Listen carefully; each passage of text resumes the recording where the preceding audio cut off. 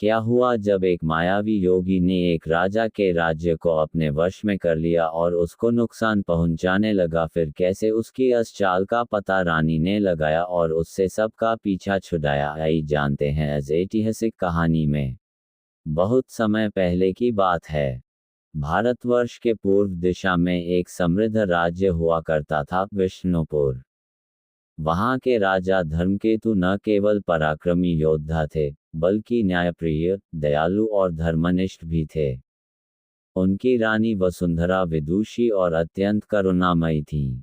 महल में राजकुमार युवराज आदित्य और राजकुमारी अमृता के साथ साथ अनेक दासियां, मंत्रीगण, संतजन, साधु, भिक्षु, योगी और ब्राह्मण निवास करते थे। प्रजा सुखी थी, बच्चे, जवान, वृद्ध सभी अपने राजा को देवता के समान मानते थे। एक दिन महल के पीछे के गांव में रहने वाली एक वृद्धा ने एक विचित्र सपना देखा। उसने देखा कि आकाश से एक काली छाया उतर रही है, जो पूरे राज्य को अपने साए में समेट लेती है।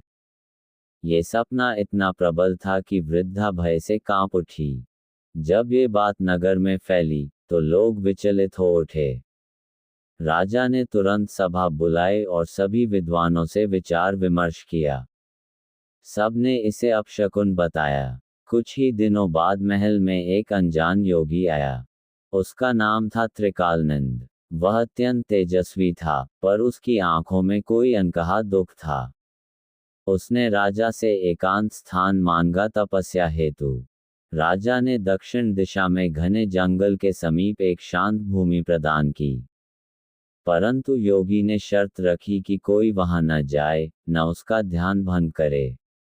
समय बीता, और धीरे धीरे उस क्षेत्र के पास विचित्र घटनाएं घटने लगीं।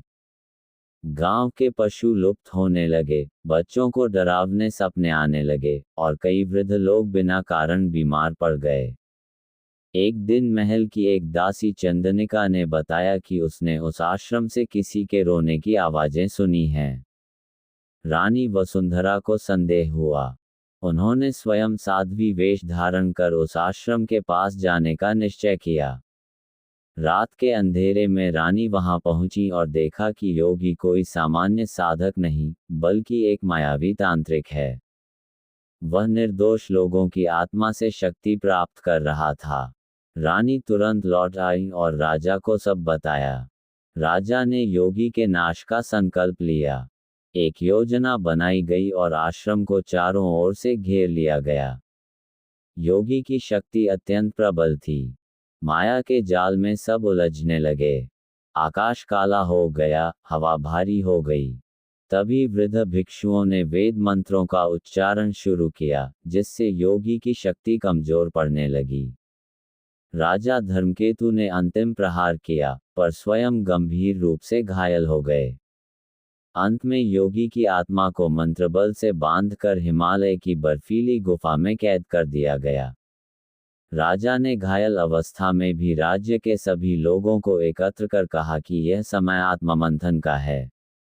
राज्य की आत्मा केवल राजा से नहीं, सभी से जुड़ी होती है। प्रजा, ब्राह्मण, दासी, बालक, वृद्ध, भिक्षु, योगी सभी उसके अंग हैं। यदि किसी एक अंग में अंधकार प्रवेश कर जाए, तो पूरा राज्य पीड़ित होता है। राजा ने अगले दिन से एक पर्व मनाने की घोषणा की, जिसमें राज्य के हर वर्ग को सिखाया गया कि अंधविश्वास से दूर रहो, विवेक से चलो और सच्चे योग को पहचानो। रानी वसुंधरा ने घायल राजा की सेवा की और कुछ वर्षों बाद जब राजा की मृत्यु हुई, तब स्वयं गद्दी संभाली। उन्होंने पूरे विष्णुपुर को एक परिवार की तरह चलाया। दासियां सम्मानित की गईं, साधु संतों को मार्गदर्शक बनाया गया, और योगियों को शिक्षित किया गया कि सच्चा योग सेवा और त्याग में है, तांत्रिक लालच में नहीं। राजकुमार आदित्य और दासी चंदनिका के बीच जन्मा प्रेम जो छुपा हुआ था, उसे रानी ने स्वीकार कर लिया। उन्होंने कहा, जो प्रेम त्याग करना सिखा दे, वही सच्चा है। और जो समाज की सीमाओं से बड़ा हो, वही राजधर्म है। इसके बाद चंदनिका राज्य की राजमाता बनी और समाज में एक आदर्श स्थापित हुआ। राज्य फिर से सुखी हो गया।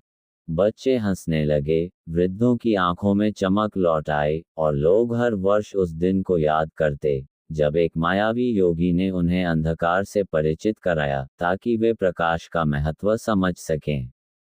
ऐसी हाय और मज़ेदार कहानियों को पेन के लिए चैनल को लाइक कीजिए, सब्सक्राइब कीजिए, बेल आइकॉन को प्रेस कीजिए, जिससे कि हम जब भी वीडियो अपलोड करें तो आपको तुरंत नोटिफिकेशन मिल सके। Thanks for watching.